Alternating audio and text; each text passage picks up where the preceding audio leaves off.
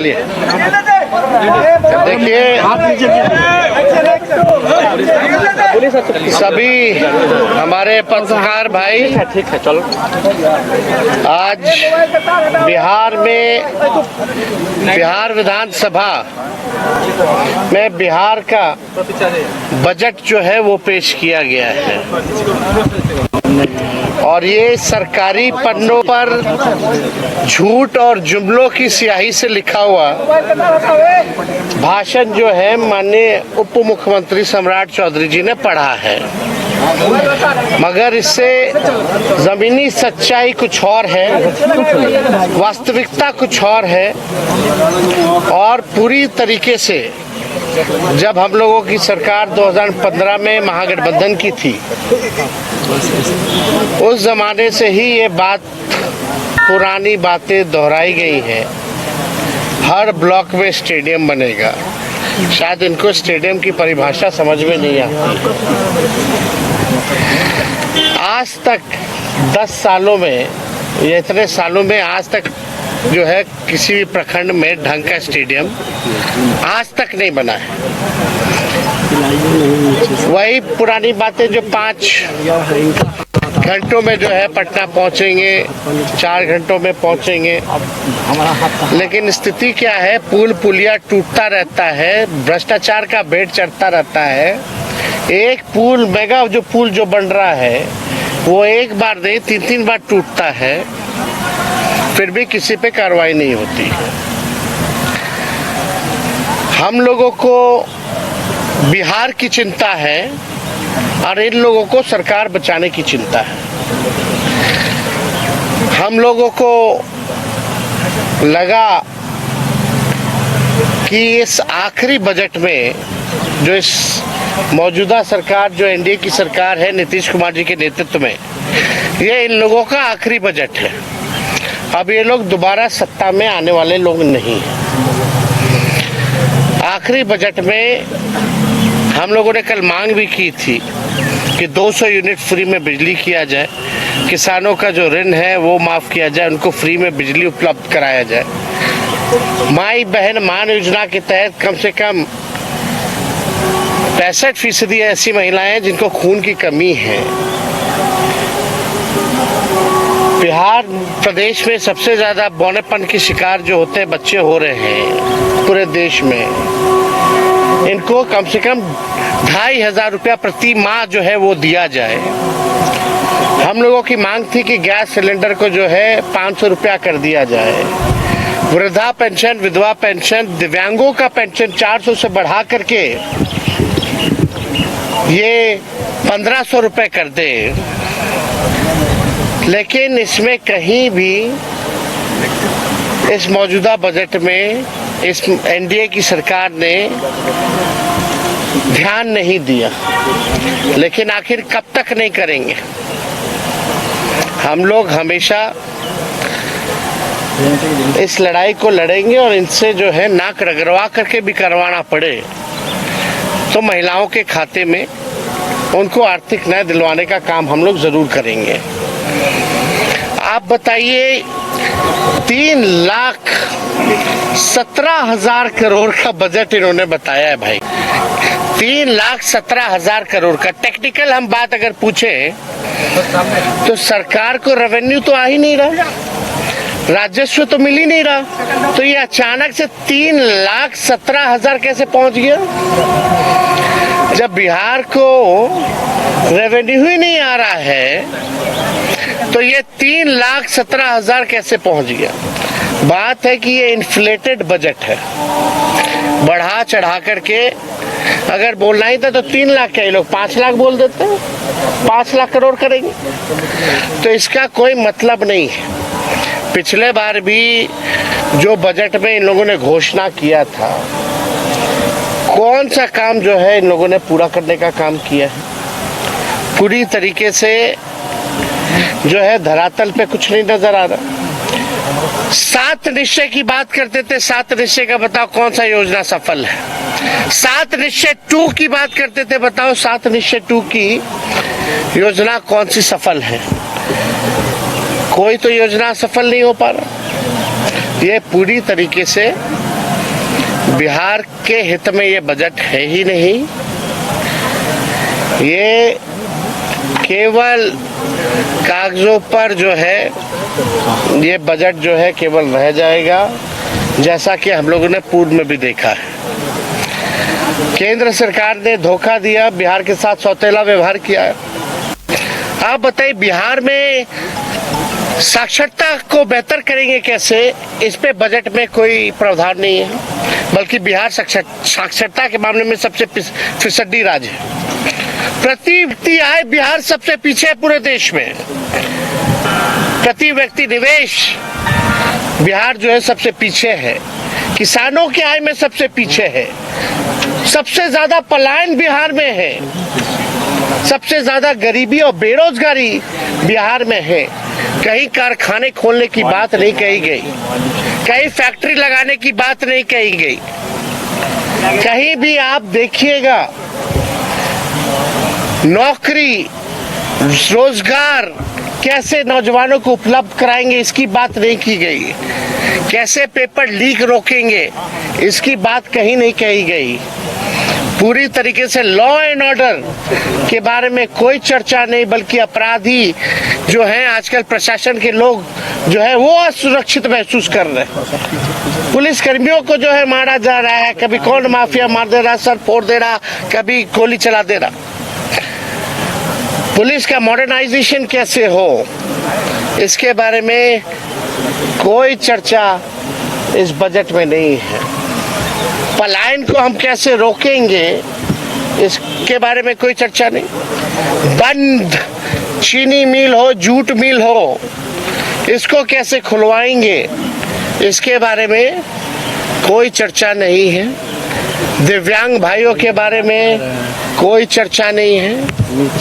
महिलाओं को आर्थिक न्याय देने के बारे में कोई चर्चा नहीं है। ये हवाई फल्ला चीज चलाएंगे, फल्ला चीज चलाएंगे। अरे तुम बस चलाओगे, कुछ चलाओगे तो बताओ कितना बस चलाओगे, कहां से चलाओगे, कौन से शहरों में चलेगा, या कैसे ट्रेनिंग दिलवाइएगा, क्या है उसका? केवल हवाई नॉर्मल बिहार ट्रांसपोर्टेशन का बस तो चल नहीं पाता है। आप लोगों ने भी देखा होगा बिहार में ट्रांसपोर्टेशन नाम की कोई चीज नहीं है। और फल्ला बातें जो है कही जा रही है। गरीबी, बेरोजगारी, पलायन, महंगाई, मिडिल क्लास फैमिली हो या गरीब परिवार हो, महंगाई से सब लोग अफेक्टेड है, लेकिन महंगाई के बारे में कोई चर्चा नहीं की गई।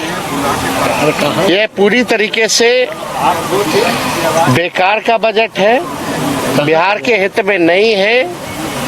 और इन लोगों को कोई बिहार कैसे अव्वल राज्यों में आए, बिहार के लोगों की तरक्की कैसे हो, इन लोगों को कोई चिंता नहीं है। हालांकि कल हमारा इस पे डिटेल में सदन में भाषण होगा। उस भाषण में एक एक चीज का जो है इन लोगों का पोल हम लोग खोलने का काम करेंगे। झूठ का पुलिंदा चलने वाला नहीं है। हम तो अपेक्षा किए थे जरा बता देते कि गुजरात को क्या क्या मिला भारत सरकार में, क्या क्या गुजरात को दिया और क्या क्या बिहार को दिया, इसके बारे में भी चर्चा करनी चाहिए थी। बताना चाहिए था कि बिहार को केंद्र सरकार ने कितना दिया और गुजरात को कितना दिया। तो इसके बारे में कोई चर्चा नहीं। हालांकि अब इस सरकार से बिहार की जनता मायूस तो पहले से ही थी, और इस बजट के बाद ना उम्मीद और इस सरकार से विश्वास जो है लोगों का उठ चुका है। और आने वाले चुनाव में इन एनडीए के लोगों को बिहार की जनता जो है सबक सिखाने का काम करेगी।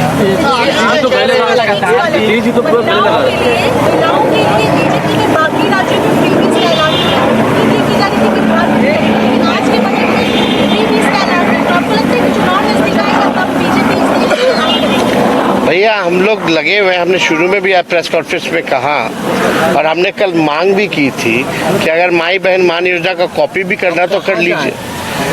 हमने डेटा भी दिया था।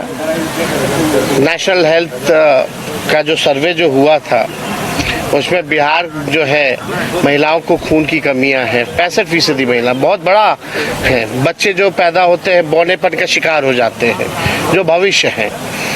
महंगाई है, गरीबी है, इनको आर्थिक न्याय मिलना चाहिए। तो सरकार कितना भी कोशिश कर रहे हैं, हम लोगों को जो भी करना पड़े इन महिलाओं को आर्थिक न्याय दिलाने की, ये हम लोग हमेशा बूथी ढंग से हम लोग जो है इस बात को मनवाएंगे।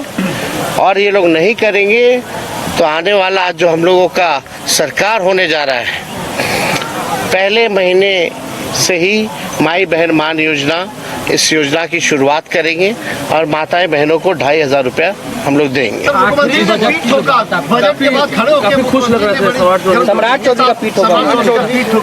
भाषण खोखला था तो पीठ ठोक करके नजर उधर करना था। आपसे भी बातचीत नीतीश कुमार के इशारों में हो रही थी। अब इशारों में तो सबका जो जाता है उसी को बोलते हैं कि आप ही लोग है भविष्य। आपसे भी इशारों जो नया लोग मिलता है, नीतीश कुमार जी की आदत है, अब तो आप ही को संभालना, अब तो आप ही को देखना है। ये भी संभव तो ये तो आदत है। अरे पीठ ठोके ना ठोके, इससे क्या फर्क पड़ने वाला? लेकिन आप कोई भूले नहीं है, आपसे भी इशारों में बातचीत कर रहे थे। बातचीत हुई है क्या? वो तो हर किसी को इशारा करते रहते हैं कि अभी मुंह चबा चबा करके कह रहे थे। हम बोला हम पल्स खा रहे, दिखा रहे थे, हमको इशारा कर रहे थे, काय मुंह चबा रहे हो? अच्छा, बड़ा नोटिस कर रहे थे हम पे। फिर हमने देखा है भाई पल्स, खाना खा के आए थे तो लंच करके आए थे तो हम पल्स लिए हुए थे, पल्स खा रहे थे। कोई बगल के एक मंत्री जो है नाक खोद रहे थे तो उनको भी नाक खोद करके दिखा रहे थे, कायला खोद रहे। तो ये तो मुख्यमंत्री जी की आदत है। अब इसमें नहीं, हम कहाँ कौन होते हैं भाई, हमारी हैसियत है। और ऐसा नीतीश जी जैसा कोई मिमिक्री कर सकता है क्या? कोई नहीं कर सकता। अच्छा, ये संभव आपको लगता है कि चुनाव के कुछ महीने पहले फ्री बीज की कुछ घोषणा हो जाए जो आज नहीं हुई है? अब भैया आप उन लोगों से पूछिए। हम लोग तो चाहते थे यही सरकार कर दे, पर नहीं करेगी तो हम लोग करेंगे। सुनील के मामले में सुप्रीम कोर्ट का फैसला आया, उसके बावजूद जो है सदन में प्रवेश नहीं किया जा रहा है। ये तो तानाशाही है ना भाई। अब नियम कायदा, नियमावली, संविधान, ये एनडीए के लोगों को कोई मतलब है इससे? सुप्रीम कोर्ट का ऑर्डर कोई मतलब थोड़ी रह गया है।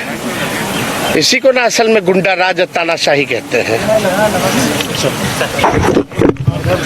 अगर आप देश के किसी भी कोने में रहते हैं, अगर आप पटना आना चाहते हैं और घर जैसे रहने और खाने का आनंद लेना चाहते हैं तो एक बार जरूर आए होटल डायमंड इन। संपर्क करें 9572759746, 9031859981, 0612400153।